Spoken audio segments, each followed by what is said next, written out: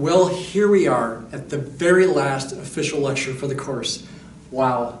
Lecture 37C. We're going to talk about a couple more partial differential equations, the wave equation and Laplace's equation. I've talked about the heat equation in depth so far. There are two more important PDEs. Look at briefly at applications, example solutions, separation of variables, and the use of Fourier series with inner product computations for the Fourier coefficients done with Mathematica to save some time and make this lecture so it's not too long. We are doing the most basic kinds of examples of this stuff to try to get the main idea across. Now you can do a lot of other examples where you modify things, and you can make the subject a lot harder, in fact, because sometimes you need to, not just for the sake of being hard, but because you need to sometimes. We're just trying to get the basic idea across. So here's another famous PDE, just like the heat equation is famous, the wave equation. Instead of imagining a thin rod that we are looking at the temperature distribution of when we think about the heat equation, we are now imagining a thin, flexible string that will oscillate up and down. It's like a wave, rather than a thin rod of length L, say from x equals 0 to x equals L. The unknown function, u of tx, which now I'm going to write as u of xt, that's going to be a little bit more convenient. It doesn't matter which order you put the letters in there. Now represents the vertical displacement, not a temperature, but a vertical displacement, positive or negative, from equilibrium of the point at location x at time t. Now that's a little bit confusing. It seems kind of like even self-contradictory there. How can it be at position x if it's got a vertical displacement? And technically speaking, you'd be right.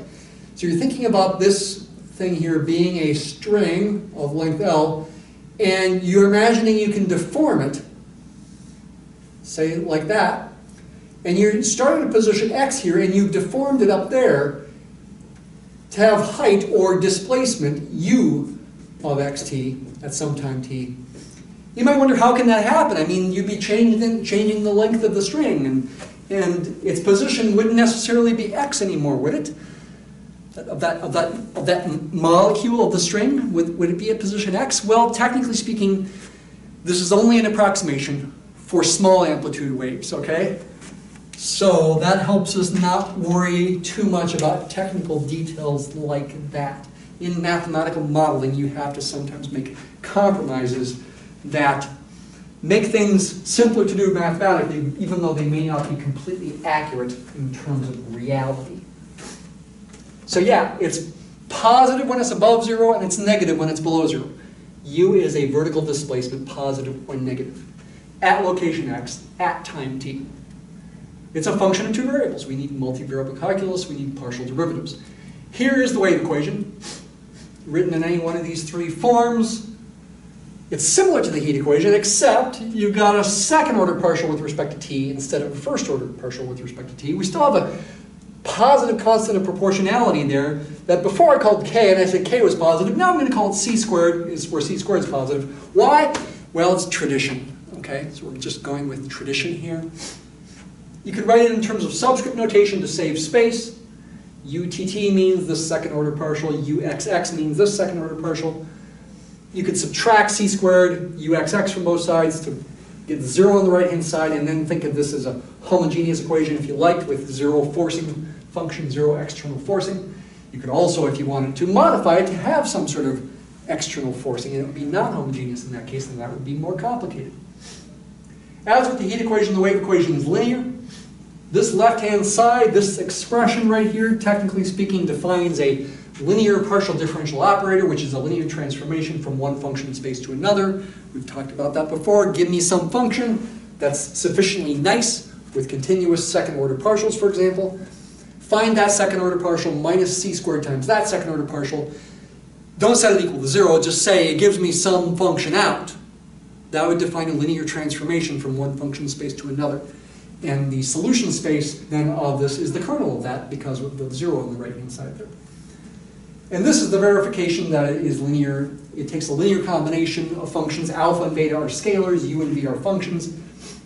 And this linear combination, this operator applied to the linear combination is the corresponding linear combination of the operators. Is the way to say that verbally.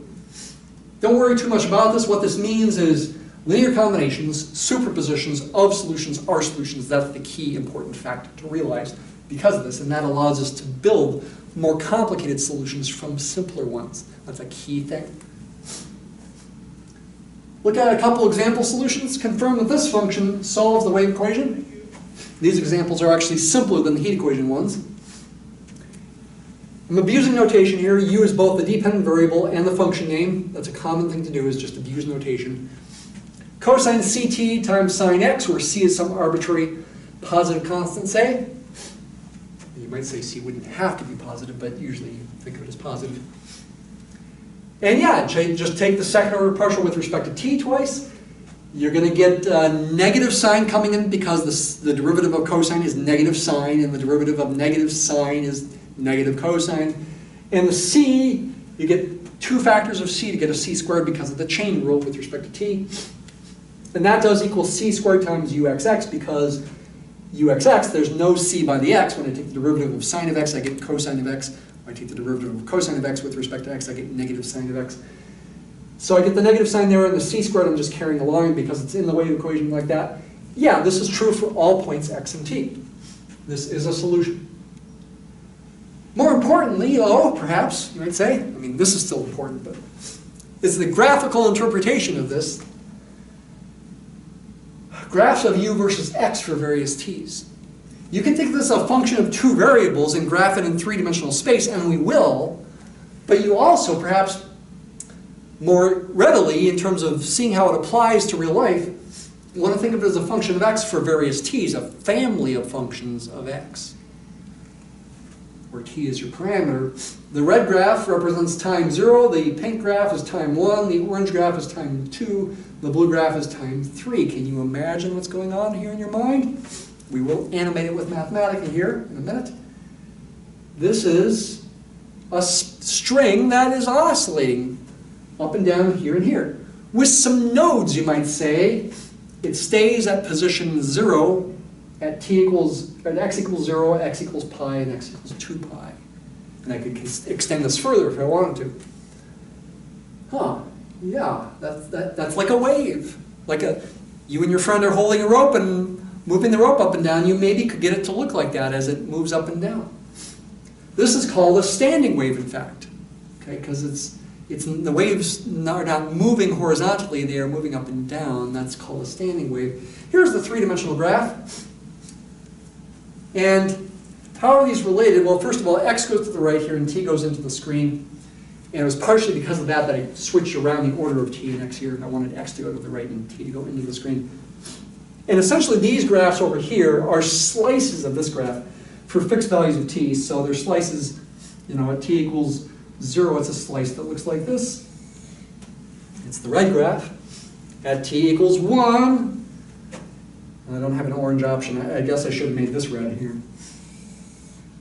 At t equals 1, which I'll make green, t equals 1 is about here. It's something about like this, and you can't see it over here, and then it comes back there. That doesn't look very good, does it? Yeah, that's not good. More like this.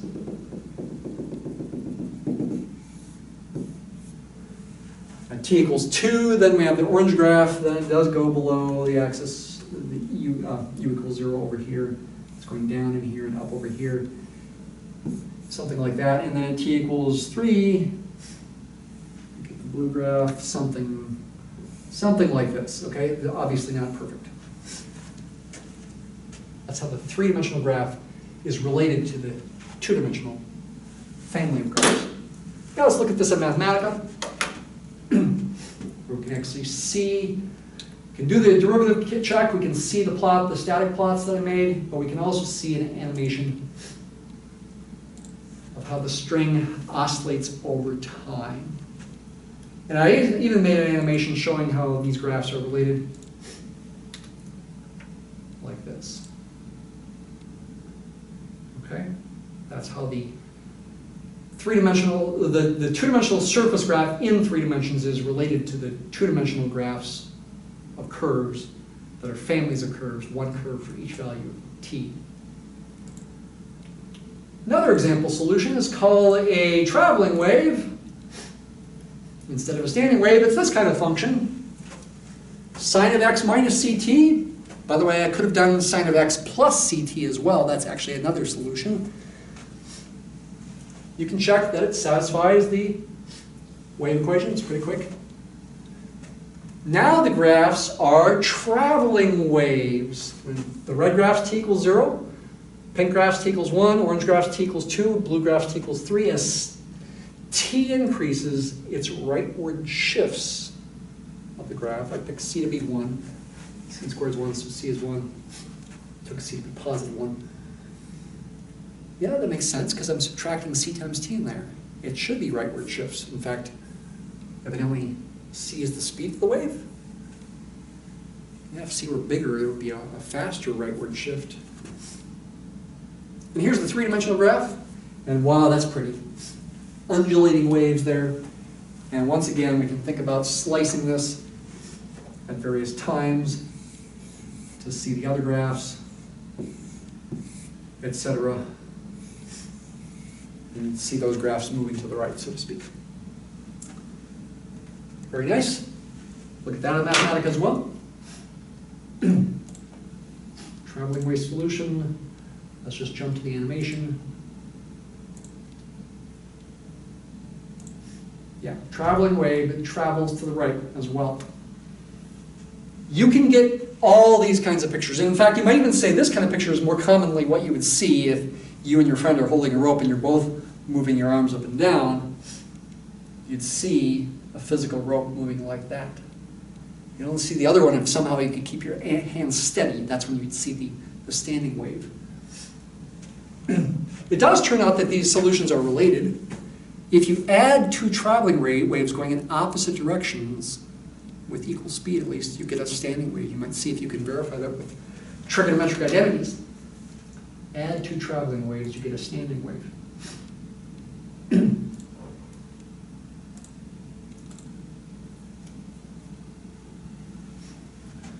All right, how to solve it?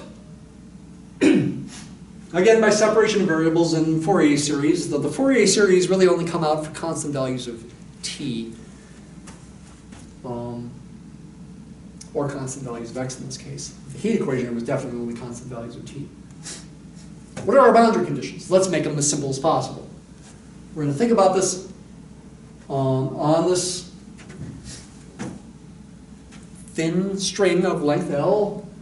Left position is position 0, right position is position L. U at position 0 and position L for any time is 0. So this is going to be a standing wave solution. For traveling wave solutions, you'd have to modify the boundary conditions. We also have an initial displacement. U of x 0 at time 0 is f of x. That's the thing we're going to want to construct the Fourier series for. And it probably would be simplest if we give it no initial velocity, 0 initial velocity. The partial derivative of u with respect to time at t equals 0 to 0, no matter what x is. That means we're letting it go from rest. Like before, we assume that our solution is a product of two functions, one a function of x individually, one function of t individually. We substitute into the differential equations, separate the variables to help us see what would happen if we make this assumption. So we plug it into the differential equation. UTT becomes x of little x times capital T prime of little t, t double prime, excuse me, equals c squared capital X double prime of little x times capital F t of little t. Now separate the variables. This is the separation of variables step. Divide both sides by capital T of little t, and also divide both sides by capital X of little x, and get this kind of equation. And the only way for these two things to be equal for all t and all x is if it's a constant. So say it equals a constant, and maybe we need to assume the constant has a certain form based on experience, and this is the constant form that we're going to take. Where lambda is some unknown positive quantity as well, the negative quantity there, it just makes things work out nicer. If you don't assume it's negative to begin with, you can still get the answer, but you need to use complex numbers, Euler's identity, and let's just not get into that. Doing some guessing and checking, and including in our guessing and checking thinking about these boundary conditions and wanting them to hold, reveals that we can take the x function to be something of this form where k is an arbitrary positive integer. Now I could do this for any positive integer k, and I could just call it capital X of x, but since I can do it for any such k, I might as well use the subscript and call it capital X sub k of x. Evidently all these things would work. Certainly when x is 0, this is going to be sine of 0 is 0. Help u of 0t be 0. And when x is L, the L's cancel. Sine of k pi when k is an integer is 0 as well, making u of Lt equal to 0 no matter what t is. So this is not proofs, this is derivations. We're trying to start by assuming we've got solutions of a certain form and derive what they would be, and then hope that it works. You have to prove that it works ultimately, which we don't take the time to do, but we're just hoping, we're deriving. And what about the lambda? What should I take the lambda to be? I'm saying take lambda to be the square of this quantity. Why? Because it's going to make the other fact that this equals this solvable, you might say, in terms of nice functions. That's why I'm doing this. It's based on experience. People trying things and seeing what happens. That's where that kind of thing comes from. It's not magic, it just is based on experience. Using this value of lambda k and setting these equal leads us to guess that t, sub k of t, in general might be this linear combination of cosines and sines. You should think about these things. Like, why did I do a linear combination of cosine and sine there? Because I wanted these to be true. But there are no 0 conditions on u of x 0. It's f of x when t is 0. So I want to allow myself more flexibility here, effectively, in the formula for capital T. Where lambda k is that, if I'm going to make these consistent, but I do need a square root of lambda k in there, so I could get rid of the square roots. I write kc pi over L there and kc pi over L there, and the c needs to come into play as well. The c is not in here, because effectively I want the c to work with this next one as well, because the c, I think the c can be anything with this one. Yeah, effectively the c can be anything with this one, but now if I want this one to work with that, with a particular c, I need the extra factor of c in there. Yeah, because when you look at, okay, I see it. When you compare these two things, the c squareds cancel. That's why the c is not in there. A finite sum of the corresponding products, the capital X times the capital T's, certainly solves the wave equation and the boundary conditions. Certainly does that. As with the heat equation, we might hope an infinite sum will be a solution as well, and also satisfy the initial conditions, including, well, this is the main thing we're talking about, as well as this one.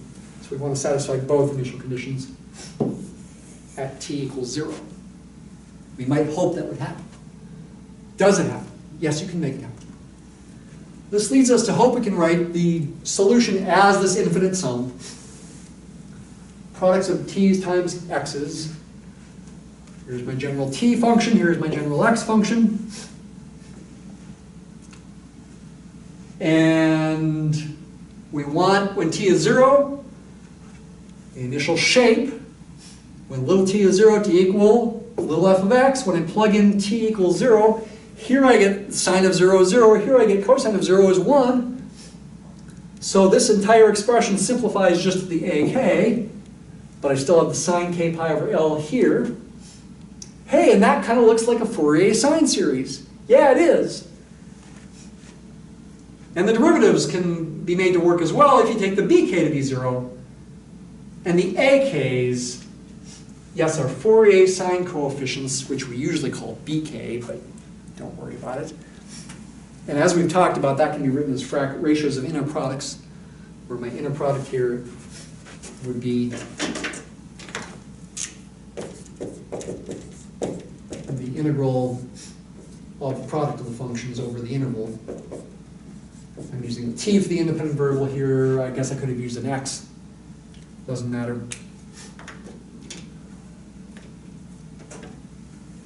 And as we talked about with inner products and orthogonal projections, this is going to give me coefficients in a linear combination that's going to be closest in norm according to a certain metric defined related to this inner product of a Fourier polynomial that's going to be closest to what I want. But then in the infinite series, we hope that works too. And if you rewrite it in terms of an integral and a fraction, 2 over L is the same as the reciprocal of L over 2. This bottom inner product equals L over 2. And if you take the time to compute it, you get this. Well, if f of x is x minus 10 times 10 minus x, you get this when k is odd and 0 when k is even. That, if you want to check it by hand, takes a while, okay? And you need, if you want to check it by hand, you need integration by parts, and it gets nasty. I use Mathematica to help me calculate this. We'll look at some graphs here right now, in fact. And then we'll talk about Laplace's equation.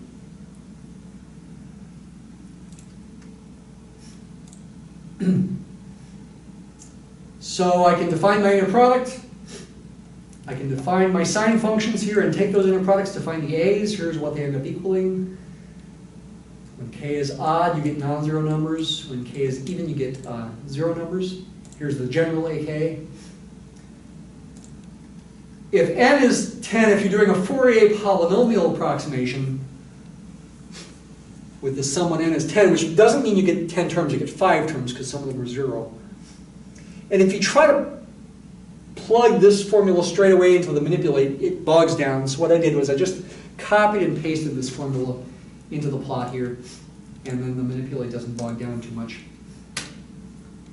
And we can see what we see here at time 0 is we do see this is actually a parabola. It's the quadratic initial shape, x times 10 minus x at time 0. The c is taken to be 1 here. As time goes by, this does oscillate. I am approximating, well, it's actually technically not quite the parabola because I am approximating with the Fourier polynomials. But the degree of the Fourier polynomial is high enough that I'm getting a good approximation to the quadratic. And this is modeling how it's oscillating.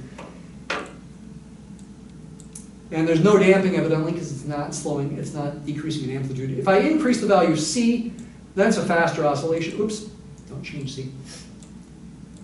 It's faster oscillation when c is faster, and a slower oscillation when c is higher, and a slower oscillation when c is lower. Okay, so that is the basics of the wave equation in the simplest kind of case. Now let's end the class with another example that is Laplace's equation. Yet another famous PDE.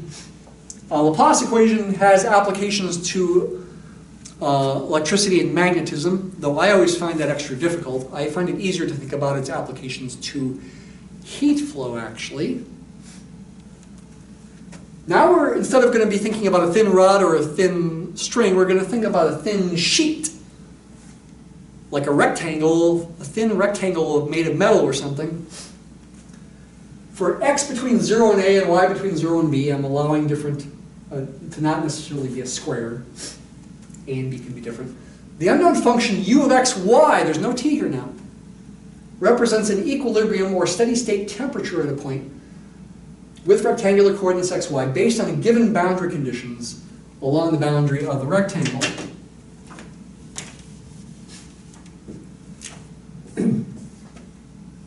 So x goes from 0 to a, y goes from 0 to b. We're thinking about a particular rectangle.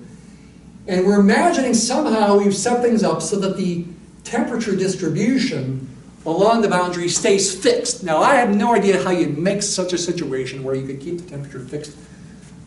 But it is a fairly simple problem to think about in the big scheme of things, and maybe you could do it. You could come up with some physical situation where that happens.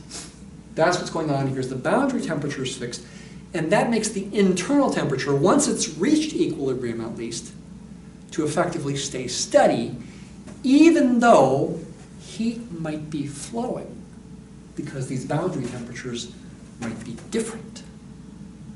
Heat still might be flowing, but in any small region of the thin sheet of metal, the amount of heat going in equals the amount of heat going out, and that keeps the temperature constant. We're interested in the temperature distribution itself. Here's the form of Laplace's equation. No t's in here. Second derivative with respect to x twice plus the second derivative with respect to y twice equals 0. You can write it that way. You could also bring the second derivative with respect to y on the other side. You'd have a minus sign, of course. As before, this defines a linear partial differential operator, and you can verify it's linear. And that does, again, mean linear combinations or superpositions of solutions are solutions. Here's an example solution.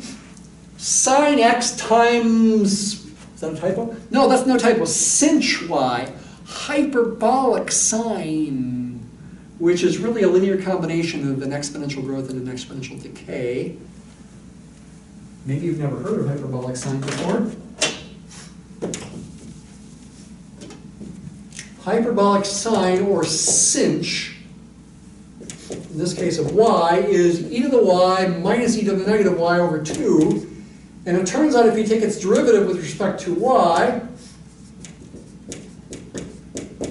you get e to the y plus e to the negative y over 2. And that, by definition, is called hyperbolic cosine, cosh of y.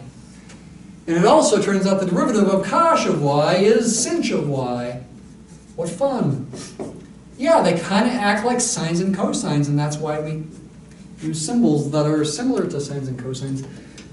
The connection goes even deeper when you include complex numbers that I won't go into more detail.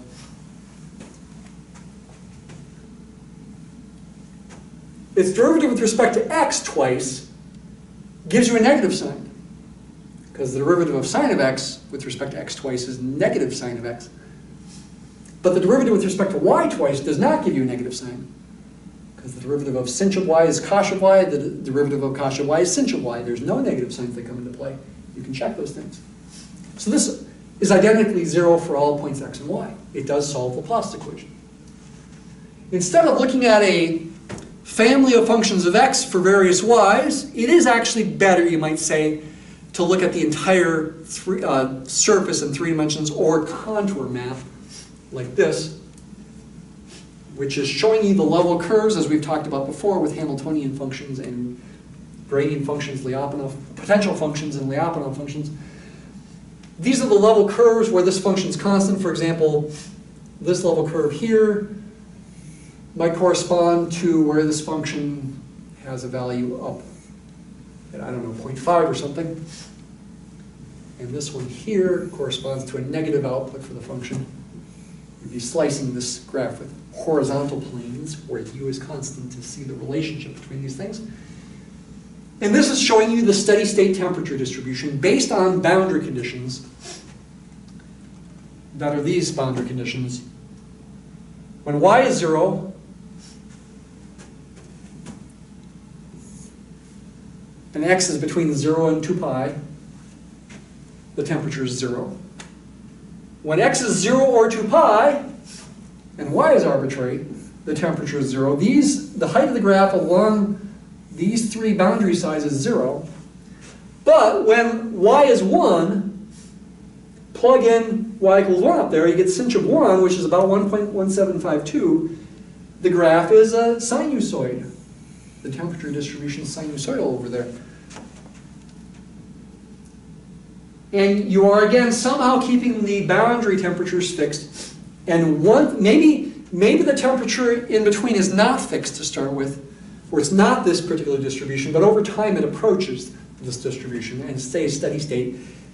These are the temperatures at some point effectively for all time. And yeah, you take any small little region, it turns out the amount of heat flowing in equals the amount of heat flowing out. And the heat does flow from hot to cold regions. It flows orthogonally to these level curves. Boy, that seems like a gradient system kind of thing if you're thinking about the heat flow. Yeah, that's what it's doing. These kinds of functions have special names. When you solve Laplace's equation, you've got what's called a harmonic function. And this is a 2-dimensional harmonic functions. There are higher dimensional, especially 3-dimensional harmonic functions, but definitely 2-dimensional harmonic functions are easier to think about. All right, so that's an example solution. Let's solve it now. I'm going to go pretty quick because I showed you this kind of stuff with the other example with the wave equation. It's pretty similar calculations except sinh is involved instead of just sines and cosines. Here are the boundary conditions again. Once again, we guess a product of two functions, one a function of just the variable little x, one a function of just the variable little y. Substitute, separate variables. You get a negative sign involved if you write them on two different sides. Needs to be involved there as well, and let's just call the constant lambda, and we're not saying whether lambda is positive or negative, just a constant. Once again, doing some guessing and checking. I guess in writing this, I am thinking of lambda as positive. So scratch what I said before. I'm taking x to be this kind of function where k is a positive integer. And once again, the lambda is this thing squared. Notice it's an a here instead of an L. This thin sheet of metal x goes from 0 to a, y goes from 0 to b. It's not length L like before, we've got an a there. And for that value, lambda with the y equation, because there's no negative sign there where there was with the x, sinh is going to become involved. Really meaning exponential functions, a combination of an exponential growth and an exponential decay comes into play when you think about the equality between this and this when lambda's positive. And we're once again taking the lambdas to be these quantities because it gives us what we want in the end. That's just based on experimentation and experience. And yeah, this extra h in there has to be in there. That's the sinh function, not the sine function. The corresponding sum of corresponding products, again, certainly solves the Laplace equation and the boundary conditions. When y is 0, sinh of y is 0, by the way. Plug in y equals 0, you get 0. 1 minus 1 on the top is 0. When x is 0, this one gives you 0. When x is a, and y is arbitrary, this one gives you 0. And then when y is b and x is arbitrary, this does not necessarily give you 0. We're hoping to get the heat distribution f of x when y equals b. We might hope, once again, that an infinite sum will be a solution as well and also satisfy the boundary condition on the fourth slide, this last boundary condition. That's where we need the infinite sums. That's where we need the Fourier series. This leads us to hope that we can write a solution as an infinite sum like this with, once again, notice the sinh in there. And notice I got a's in both spots. Where's the little b, you might wonder? Well, that comes in the boundary condition when you plug in y equals little b in place of the y there. Then you get the b here. You're hoping this equals f of x. And according to Fourier series, we're hoping that that works as long as I choose this quantity to be the Fourier sine coefficient of f of x. And I do that in the same example, f of x equals x times 10 minus x. And once again, use inner products. Notice I do have to divide by sinh of bk over a because I want this entire product to be the inner product ratio. If I multiply both sides by this, I get this expression on the left side. So to solve for the b, capital BK itself, I need to divide by that as well. In terms of integrals, it gives you this, if I have not made a mistake.